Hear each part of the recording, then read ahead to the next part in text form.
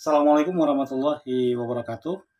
Eh, para pecinta komunikasi yang kami hormati, kali ini kita akan membahas tentang unsur-unsur komunikasi.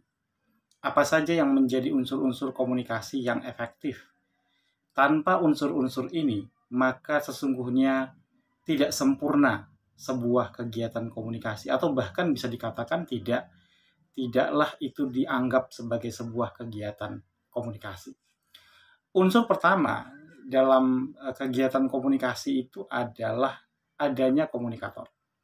Siapapun orangnya, bagaimanapun bentuknya, dari manapun asalnya, ketika dia bicara, ketika dia menuliskan sesuatu untuk orang lain, ketika dia menyampaikan pesan kepada orang lain, apakah itu lisan, tulisan, verbal atau non-verbal, maka dia disebut dengan komunikator.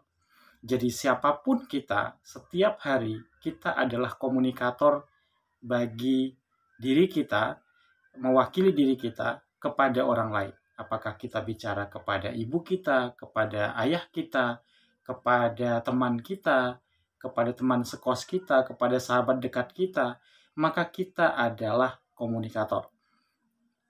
Begitu juga pejabat-pejabat publik ketika menyampaikan, ketika presiden bicara di Istana Negara, ketika konferensi pers, maka mereka adalah komunikator bagi institusinya.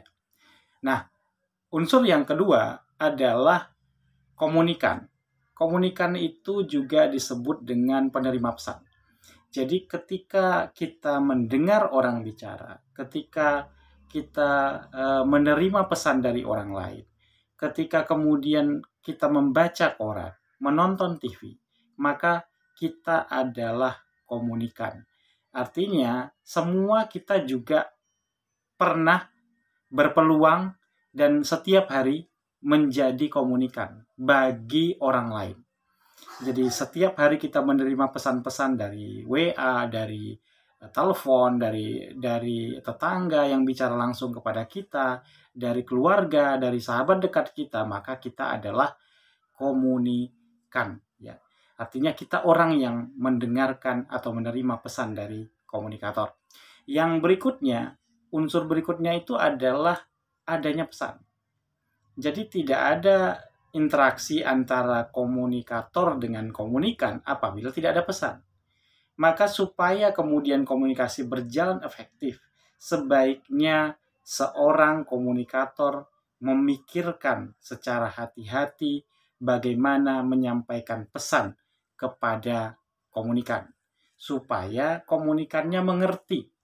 Jangan misalnya terjadi ada pesan yang tidak dimengerti atau tidak dipahami oleh komunikan, maka sesungguhnya komunikasi juga tidak efektif. Walaupun pesannya sampai, komunikannya ada, tapi tidak dipahami, maka yang terjadi adalah miskomunikasi yang pada akhirnya bisa tidak efektifnya pesan yang disampaikan oleh komunikator. Oleh karena itu perlu dipikirkan baik-baik apa pesan yang ingin disampaikan oleh seorang komunikator kepada komunikan. Unsur keempat adalah media. Seorang komunikator menyampaikan pesan kepada komunikan itu tentu melalui media. Artinya tidak ada pesan yang disampaikan oleh komunikator tanpa adanya media. Ketika presiden bicara di istana, dia menggunakan media televisi, menggunakan media internet, menggunakan media secara daring mungkin untuk menyampaikan pesan. Ketika teman-teman berinteraksi melalui WA, maka WA itu atau handphone yang kita punya itu menjadi medianya. Ketika kemudian kita mendengarkan informasi melalui radio, melalui televisi, melalui koran, maka media yang saya sebutkan tadi menjadi medianya. Ketika kita berbicara secara langsung, ketika itu mulut kita menjadi medianya. Artinya semua yang kita sampaikan kepada sahabat, kepada teman, kepada khalayak banyak itu adalah menggunakan media.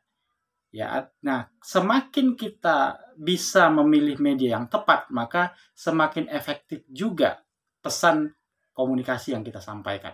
Oleh karena itu, sebagai jika kita menjadi pejabat publik, maka sebaiknya kita juga bisa memilah, mencari apa yang kira-kira media yang tepat untuk pesan yang akan kita sampaikan.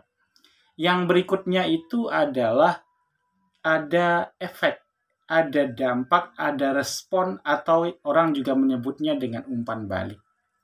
Ya, umpan balik itu, respon itu bisa saja positif, bisa saja negatif. Jadi ketika pesan diterima oleh komunikan, bisa responnya itu positif dalam bentuk misalnya suka, dalam bentuk misalnya kemudian berkomentar yang positif, dalam bentuk misalnya menghargai dan lain sebagainya.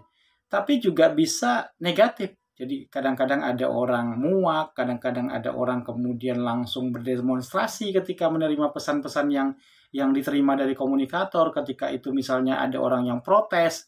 Nah, contoh paling mudah bisa kita lihat respon itu di kolom komentar. Kalau teman-teman punya media sosial, perhatikan komentar-komentar dari para para followernya itu, apakah itu komentarnya positif atau negatif. Kalau komentarnya positif berarti umpan baliknya itu positif. Tapi kalau komentarnya negatif itu berarti umpan balik pesan yang kita sampaikan tidak direspon dengan baik, tapi justru mendapatkan respon yang kurang baik dari para komunikan kita.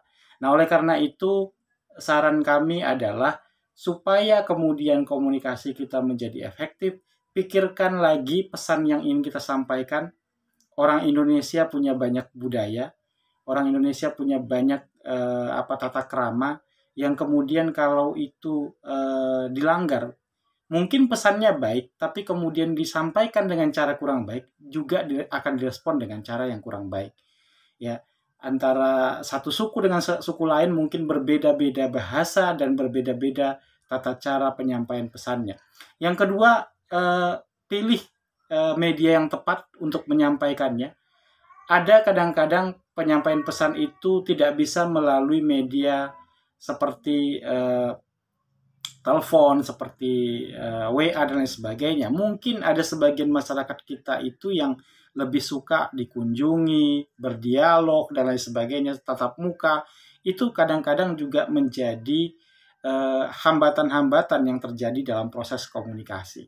Nah, berikutnya itu tentu dengan setelah kita memilih pesan yang tepat, menggunakan media yang tepat, maka kita berharap respon yang diberikan juga akan positif kepada kita sebagai komunikator.